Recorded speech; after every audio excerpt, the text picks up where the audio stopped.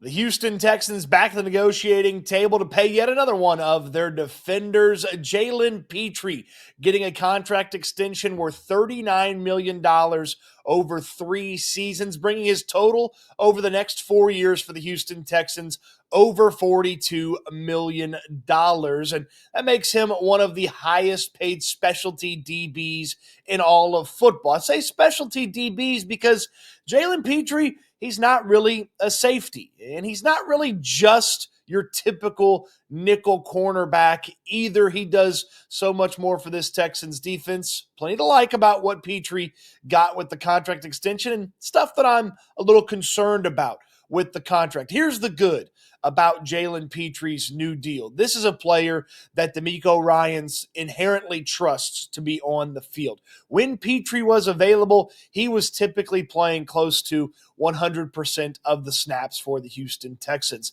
The Texans liked to be in that nickel formation, and that's kind of how football is played now at the NFL level. You don't see many base defenses, 3-4, 4-3, stuff like that anymore. You put more defensive backs on the field, and Pitre was certainly on the field a ton. They put him at that new position, moving him down from his typical safety spot to closer to the line of scrimmage, and DeMeco Ryans looked like a genius with that move because Pitre paid off for him playing around the line of scrimmage. So not only does DeMeco Ryans trust him, but around the line of scrimmage in that role, Pitre made it pay off for the head coach. He was ferocious in run coverage, run stopping for this team. He was a terror around the line of scrimmage, constantly darting in there to make plays in the run game. He finished with more tackles for a loss than a few of the defensive linemen that played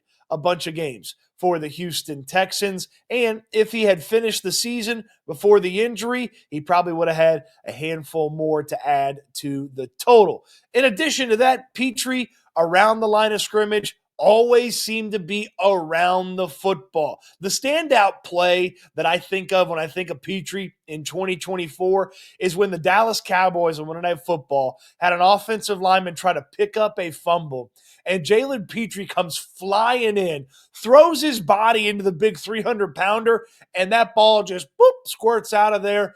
Derek Barnett scoops it up, takes it to the house. One of the best plays of the season, and Pitre was there.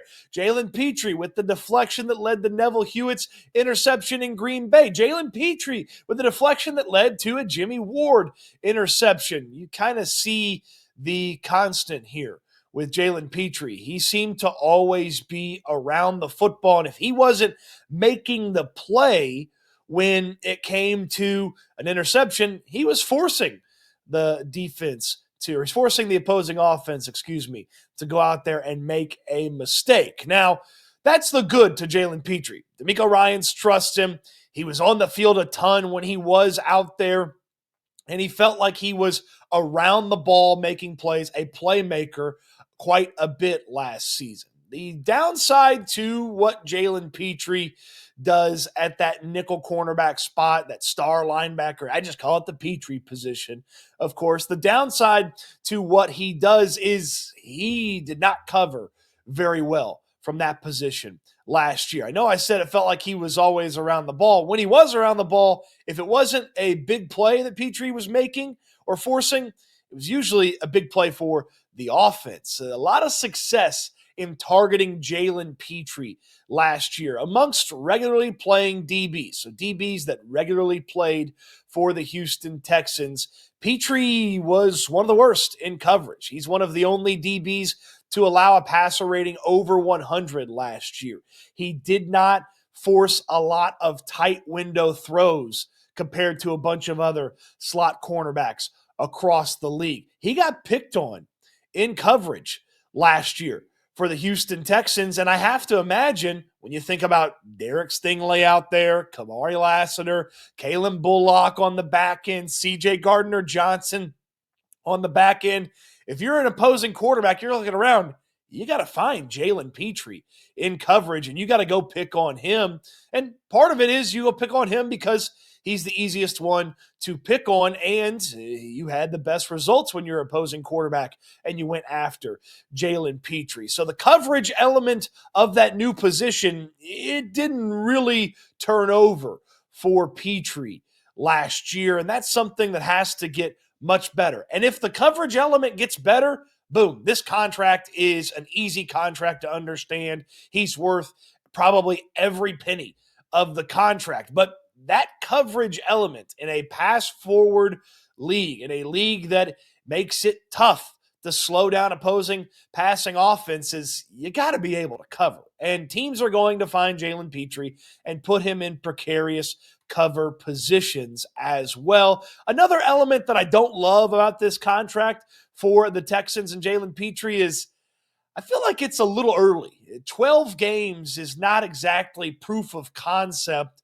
for the Houston Texans and Jalen Pitre at this new position. Sure, it worked out for most of those 12 games. We talked about all the good from that position, but couldn't you have seen it for one more season? Couldn't you have seen Jalen Pitre out there for just one more year and then paid him at the end of that season? And now I know what you're saying. Well, if you wait, you got to pay him more. It's a contract that I'd be happy to see Jalen Pitre get if he had, I don't know, 28, 29 games proof of concept that he was really good at this position. He played just 12 games at that position last year, and he's already one of the highest paid players at that position.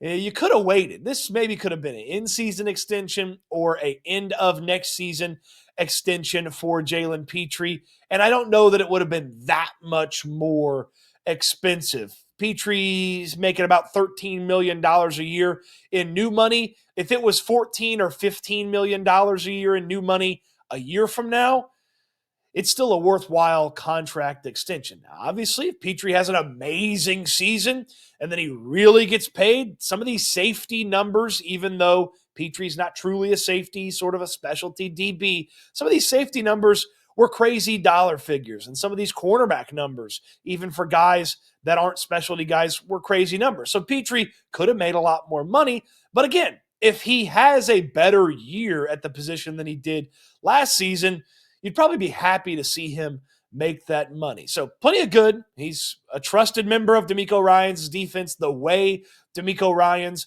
wants to play defense. There's the good part of it. The bad part, the coverage, not good from Jalen Pitre at this position. And the proof of concept, just not quite there. Would have liked to wait on a new deal for Jalen Pitre. No waiting, though. Pen to paper. The ink is drying as we talk about it. And Jalen Pitre here for the next few years in that very important slot cornerback, nickel cornerback, star linebacker, whatever you want to call it. The Pitre position's not going anywhere because Jalen Pitre is not going anywhere. What say you? Good deal, bad deal? Thumbs up, thumbs down in the comment section down below. Let me know what you think about that. Appreciate you watching the video. Don't forget, draft day is very close. Less than 2 weeks away from the NFL draft getting going. And on April 26th, myself and Landry Locker hosting you at the Karbach Biergarten. Come out, hang out with us, watch day 3 of the draft, have some drafts, watching the draft with us, talking about the draft. What more could you ask for? April 26th, Karbach in the Biergarten. We'll see you there. Hopefully you'll come out for that. Don't forget to check out S&L, myself and Landry Locker, each and every weekday at 4 p.m. Thanks for watching the video. Hope you enjoyed it. And I can't wait till we talk Texans again soon.